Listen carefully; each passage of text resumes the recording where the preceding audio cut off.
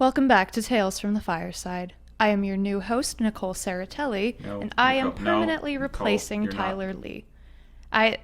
Wait, what? The new host. No. I see. I have been informed that I am doing this one episode.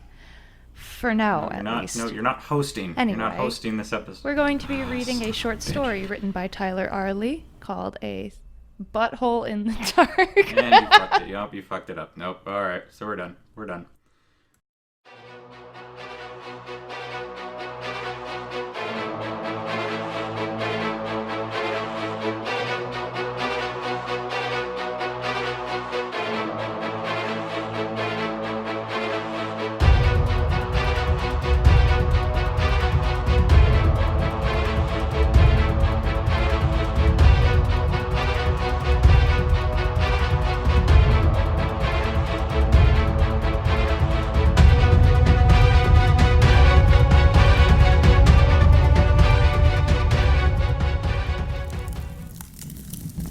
Hey everybody, and welcome to the long-awaited episode of Tales from the Fireside.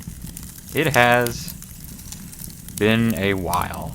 Life, as it tends to do, got in the way, but hopefully I will be back on a more regular basis reading my stories for your entertainment.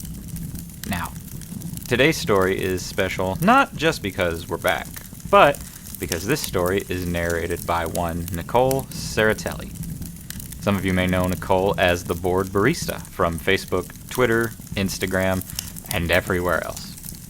In addition to being a dear friend of mine and a fantastic voice actor, as you will hear, Nicole is also an amazing artist. Check her out on social media to see for yourself.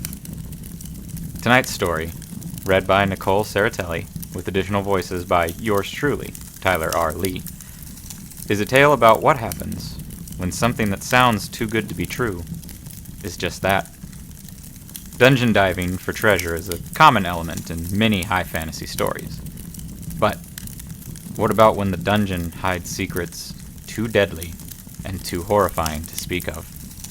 What happens when you find yourself trapped with no way out, and all you hear is a thumping in the dark?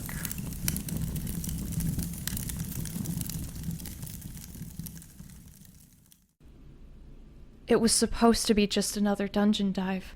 It was supposed to be easy treasure. No problem for a seasoned group of adventurers like ourselves. At least, that's what Scarf had said when he brought us the job. I don't buy it, Laurent had objected. Like most elves, he was always skeptical of anything that came from a human, exactly the type Scarf had accepted the contract from. What do you not buy? Scarf asked cold and deliberately, his huge orc brow furrowing with annoyance. Just that it sounds too simple, Laurent explained. He had lost some of his confidence at the sight of Scarf's scowl. A nearly 7-foot-tall orc will do that to you, occasionally. A low growl escaped Scarf's mouth as his two long tusks shook from his intensity. It ain't no different than any other time we've been asked to delve into a hole in the ground for treasure. They really said we can keep whatever we find? Trebolo, a small but stout halfling, my twin brother, asked. You got it. Scarf smiled. All I want is something called the heart of the dungeon. Sounds valuable, I had said, echoing what everyone else seemed to be thinking. What is it? Some blood-red stone, deep in the complex. Scarf answered. Said that was all he wanted. He then gave a small chuckle. We'll see how valuable the heart of the dungeon is before we hand it over. We all laughed at that together. What fools we were.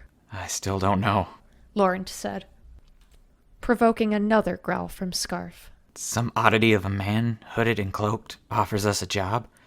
Just head into this nearby dungeon. Keep what you want, no strings, plus 500 gold up front. We could always split it 3 ways instead of 4. Scarf smiled, hinting that Laurent was dangerously close to being cut out from more than just the current deal. The elf's paranoia had always earned him groans, annoyed looks, and chastising from us all. We should have listened to him this time. What do you think, sis? Trebolo asked, turning to face me. Sounds like an easy score, I had said. Good answer, Trabina. Scarf added. Trebolo smiled at my acceptance and nodded his to Scarf. Well, Laurent, Scarf asked as he threw a cold grin at the elf, almost daring him to argue. Laurent did not. He merely hung his head, then nodded. perfect. We head out at first light on the morrow. Anybody sleeps in, don't expect us to wait on you. And with that, Scarf got up from the table and made his way to the bar, to drink himself into a stupor as he often did when we snagged an easy, well-paying job. Trebolo and I just grabbed the attention of a passing barmaid and ordered drinks for ourselves. Laurent joined us, but didn't say much the rest of the night. The next morning, we were all up before first light and ready to be off. Everyone except for Laurent, that is. Even Scarf, despite his excessive indulgence of ale the night before, was up and ready to head out, though he had to squint when light began to peek over the thunderclap mountains. That damned elf is dangerously close to getting left behind. Scarf growled as he shielded his eyes and rubbed one of his temples. His normally forest-green skin was looking a bit gray as he dealt with his hangover. "You know we cannot," I answered, matter-of-factly. Scarf shot me a cold look, tusks bared, but I cared not. The brutish orc only ever scared Laurent. She's right, Scarf. Trebolo added, backing me up as always. It would not be smart to head into a dungeon without our spell slinger. Scarf scoffed at this, so Trebolo continued. Come on, Scarf. He gets on my nerves as well, but we need him. You're the muscle and the leader, Trebina and I are the thieves, and Lauren is the mage and the healer we needed. It's balanced and needs to stay that way. Damned cleric. Scarf said, not looking at Trebolo. And damn you halflings for making sense. Which meant he agreed, begrudgingly. A moment later, Laurent was seen exiting the tavern, giving us an apologetic wave. Apologies. He called out in a soft, melancholy voice, laced with paranoia. It was never clear if that was how he normally sounded, or if he was perpetually worried about something. We all had agreed long ago that it was probably both. Save your damned apologies and let's go. Scarf barked, to which Laurent quickened his pace, not making eye contact with the towering orc. The entrance to the underground complex we were contracted with exploring was only a few hours' hike from the roadside tavern we had stayed at. Along the way, Laurent asked Scarf to explain the details of the contract again. Annoyed, Scarf repeated what he had explained the night before. Laurent didn't respond with anything more than a low, contemplative murmur, which seemed to push Scarf's buttons. I swear. Scarf barked. One day, we're gonna take a job and you ain't gonna bitch about every little thing. One day. Not likely, I said with a chuckle, which got laughter from Scarf and my brother. I slapped Laurent on the back and flashed him a smile, which prompted a small grin. He may have been a pain, but I didn't dislike him. Plus, I preferred everyone to be on the same page, no matter how easy the job seemed. We must have walked for another couple of hours, which included Scarf complaining about having to shorten his stride so my brother's and my short legs could keep up. We reached an area of the Moonway Woods that had become unusually thick with trees and brush. As we entered, the air became tighter, and the light had more trouble breaking through the canopy. This place feels old. Laurent said in a low voice. Can't argue with that. Trebolo agreed. Bit stuffy in here. Everything is too close together. Can't imagine how you tall folk feel. It ain't fun. Scarf growled. We should be almost there. He pointed as he said the last word. We all looked and saw a small entrance among entangling brush and trees that seemed to be bowing to the cave itself. If I had not known better, I would have thought the trees looked subservient to the cave entrance, broken and brought low, like slaves to a cruel master. Looking back, maybe I was right. Can you fit through that entrance, Scarf? I asked, genuinely concerned as to whether or not the massive orc could fit through a cave entrance that would prove comfortable to someone my size, but only just.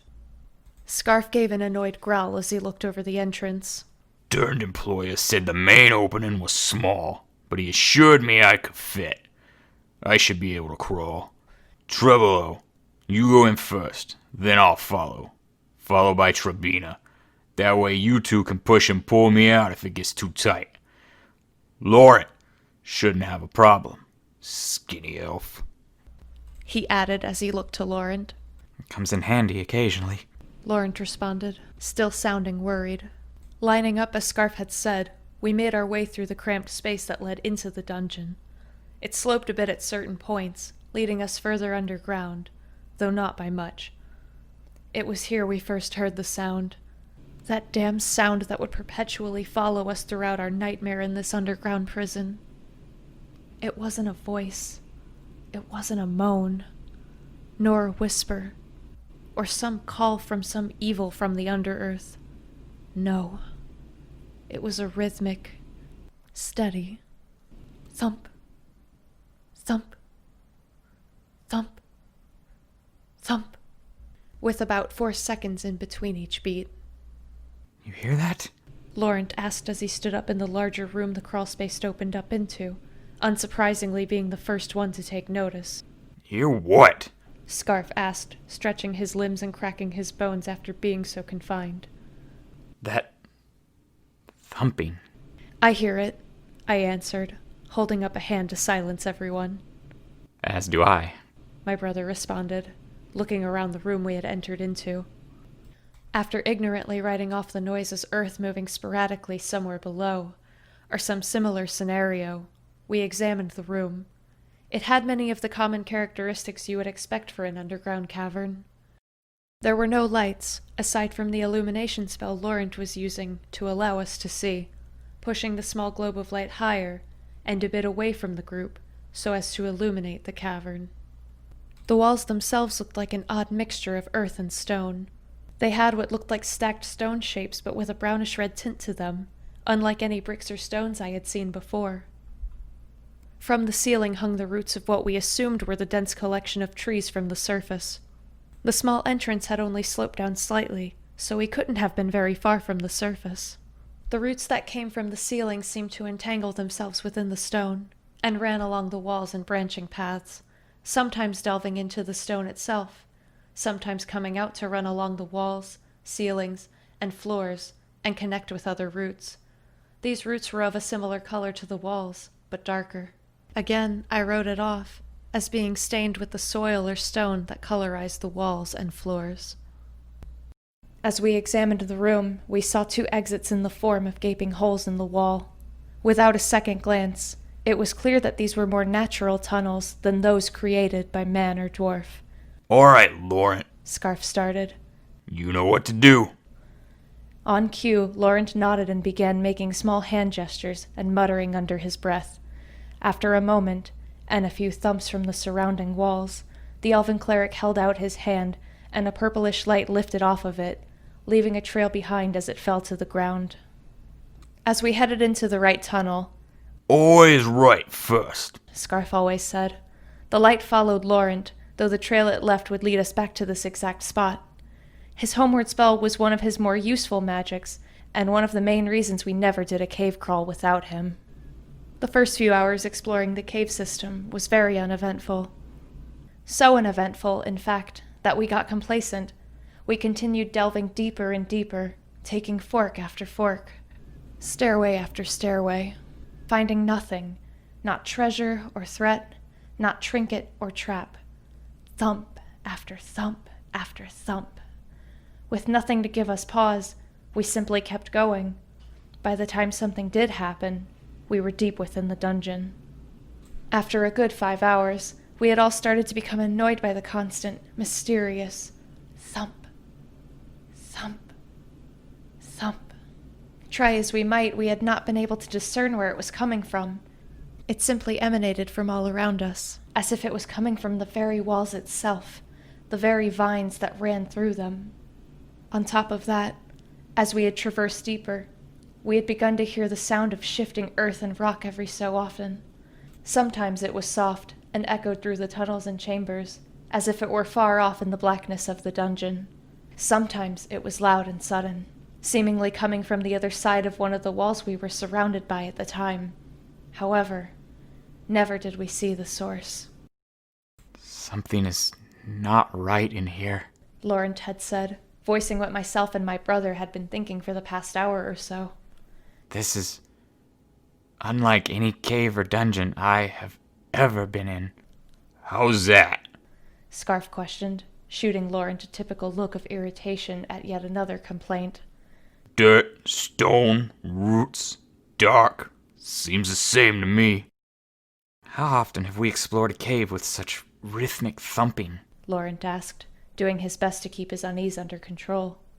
I don't remember the last cave I explored where I didn't hear the damned earth make noise. Scarf scoffed, thinking this conversation was ridiculous. Maybe. Laurent muttered. But what about what we have found so far? What about it? We ain't found nothing. Exactly. Does that not strike you as odd? We were told by your employer that we could keep whatever we found, but after several hours of exploring, we have yet to find a single copper, nor weapons or armor, not a trinket of any kind. Just more caves, more roots, more darkness. Then I guess we need to keep going. Scarf growled the last part as he moved closer to Laurent, who lost a bit of his color and stifled his forthcoming retort. It is a bit odd. My brother said, to which Scarf spun around and glowered at him. Not finding anything at all. Not you two. Scarf grunted. Trebina, you want to turn back as well? I never said I wanted to turn back. Trebolo shot back before I could respond. Then everyone needs to shut up and keep moving. With that, Scarf headed for another tunnel out of the chamber we were in. However, he stopped at the mouth when he heard something coming from one of the other two tunnels. Voices. Trebolo said, holding up a hand to hush everyone so we could all listen. What we heard were moans, anguished cries from what sounded like someone dying from some grievous wound or hunger. It echoed through the tunnel, bouncing off the odd-colored stone and the roots that wrapped around them. It was a terrible wailing. Whatever was making this sound was either in the middle of something traumatic, or had recently seen something horrible. Scarf got by the tunnel entrance and hid around the corner, then motioned for all of us to get out of sight until we saw what it was. We did so and waited to see if anything came from the tunnel. The moans cut through me, like someone was pushing 1,000 tiny needles into my skin and slowly sliding them up my arms and spine. As the moaning grew louder, we heard a gurgled sputtering that Scarf recognized. Goblin, He whispered. it said light. It noticed the light. He motioned to the bulb of light Laurent had kept conjured, but gave no indication for him to put it out. No sense in hiding at that point, I assumed. After another few heartbeats, and the ever-present thump, thump, thump, a small, gangly figure came around the corner.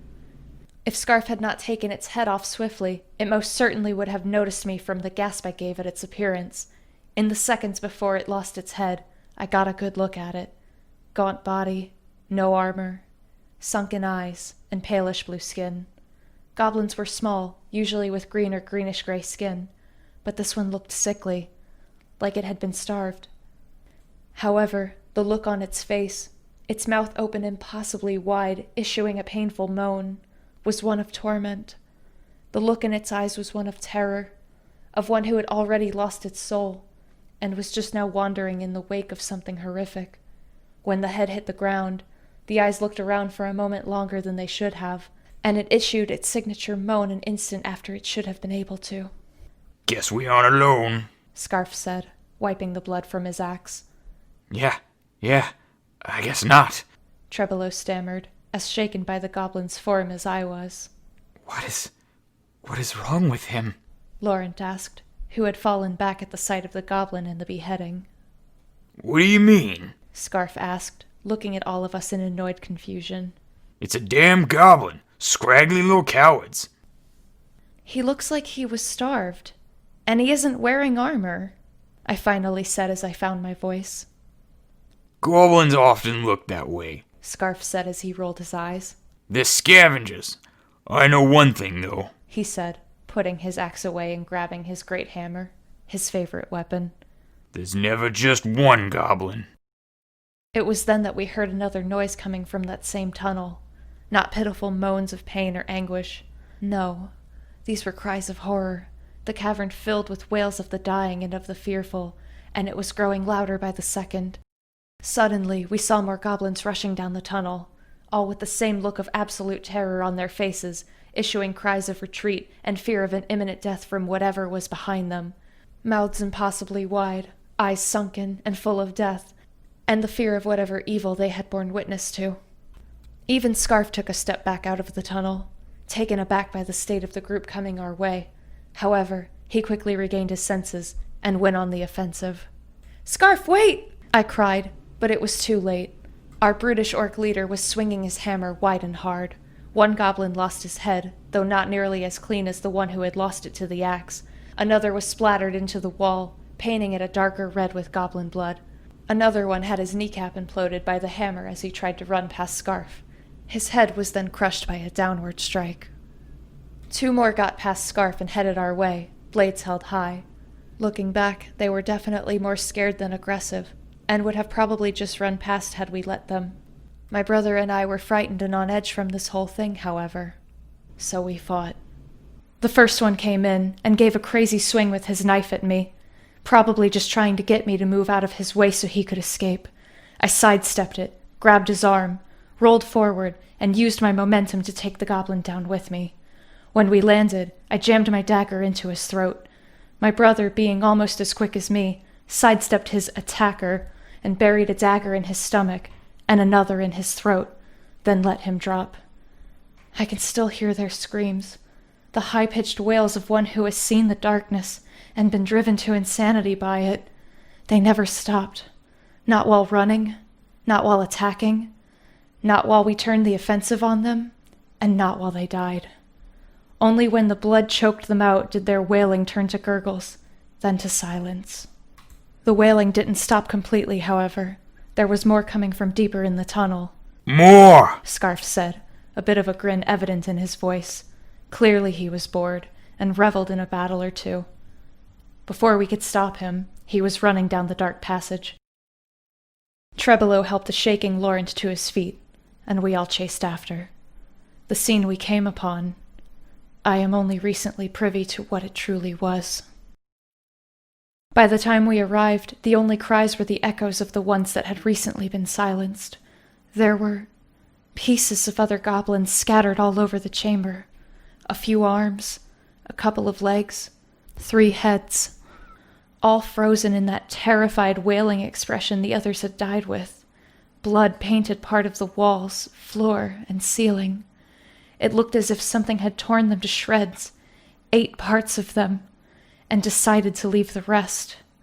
However, what might have been the most unsettling at the time was the fact that there was no way out of this chamber, aside from the path we had just came from. It was a complete dead end. Whatever had done this was just gone. What the hell happened here? Trebolo asked, the shock evident in his voice.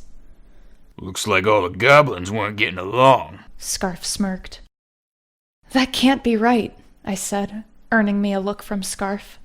Why not? I motioned around in confusion at the idiotic statement, and looked at Scarf as if it was obvious, which he did not appreciate. This is not right, Laurent said, not even trying to hide the terror in his tone. Oh, gods. Scarf muttered as he rolled his eyes. There's something evil in this place. I told you all before we entered. The elf's voice was quivering now.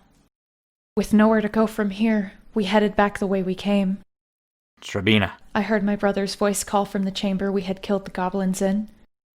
He sounded confused. I picked up my pace and found him looking around, his face matching his tone.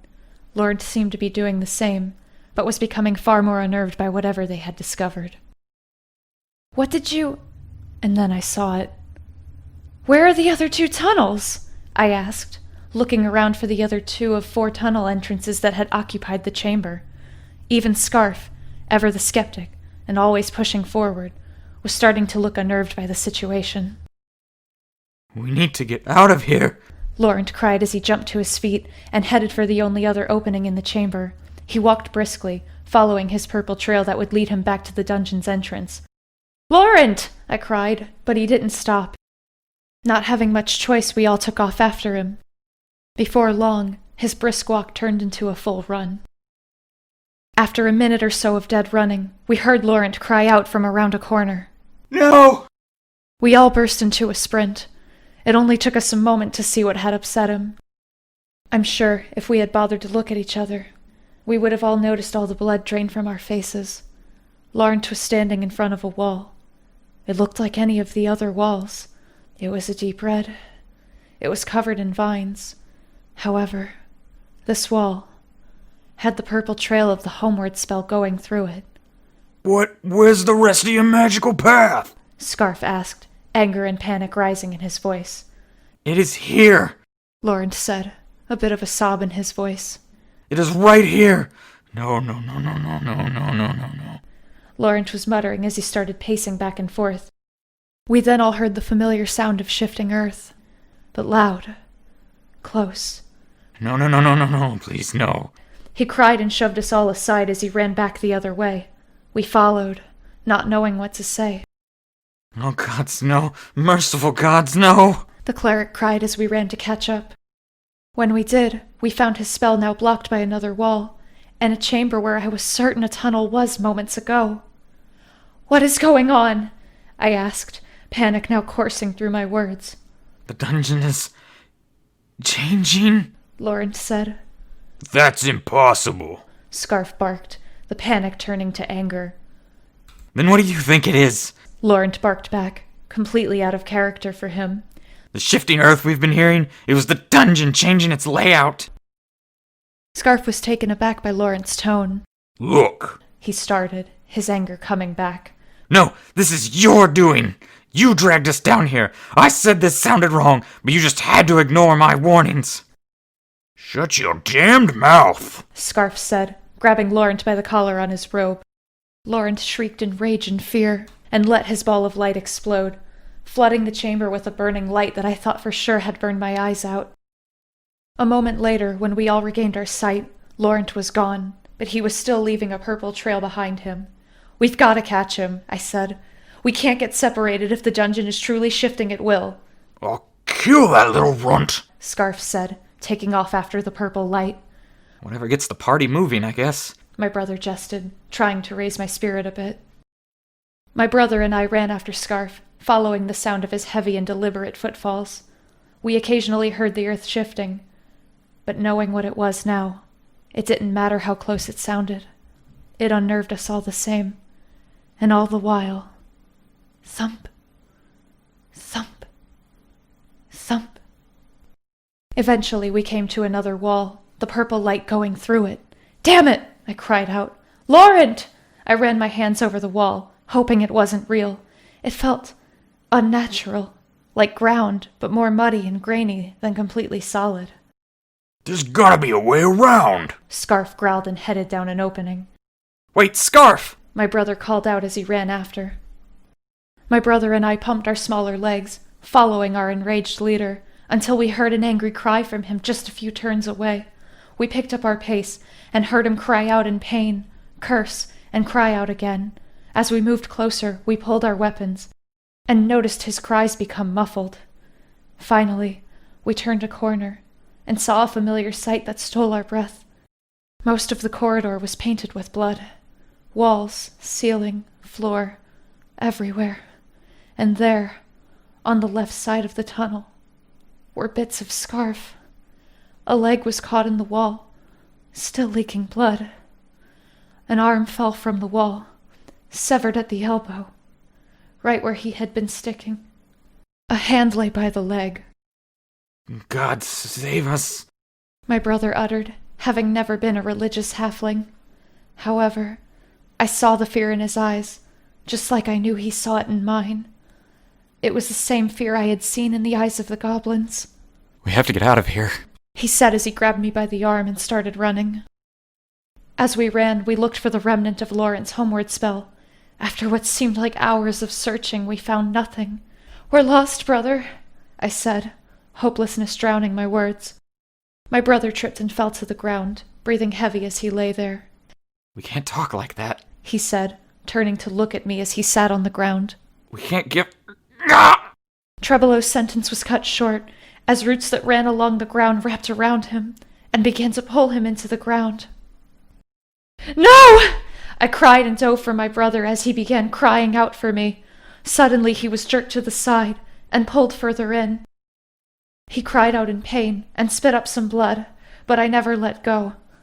Help! Help me, Trevina! He cried as I did all I could to hold on. It dragged him further up the wall as he gasped in pain, and I saw blood trickled from where his body met the earth as more roots wrapped around him. As it dragged him into the ceiling, both of us crying out in fear, I lost my grip on him.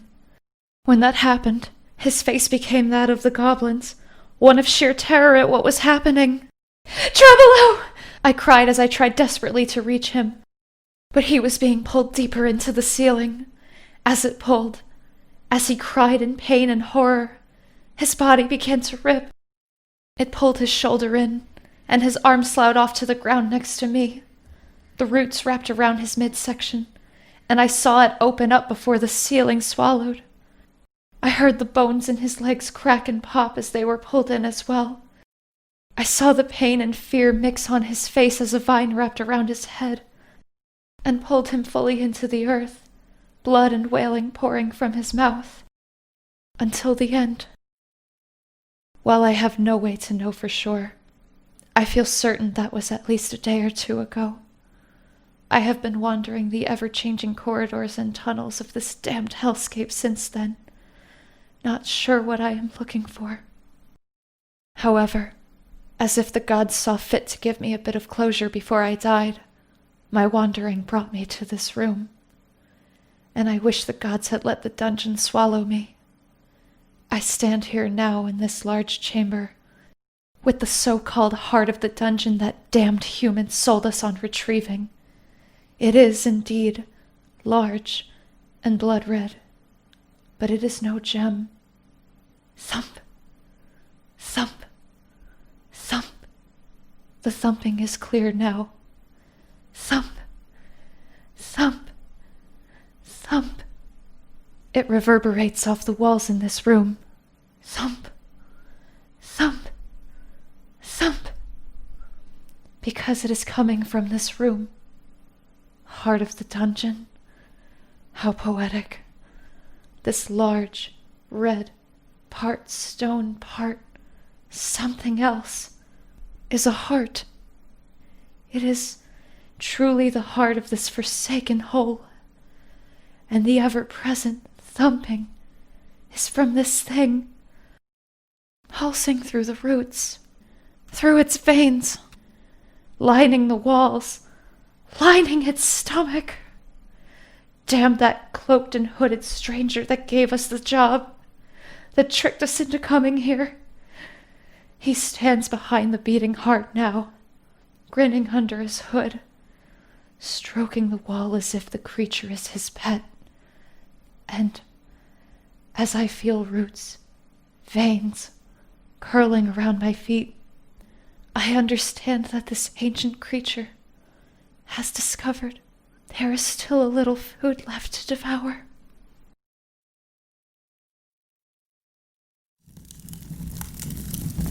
Thanks for listening to this latest episode of Tales from the Fireside. Be sure and check us out on all the social media at Tales from the Fireside or Fireside Tales. And be sure to give Nicole Saratelli your love on Twitter at FordBaristaArt and everywhere else at FordBarista. She did a great job. Let her know you think so. Until next time, have a good night.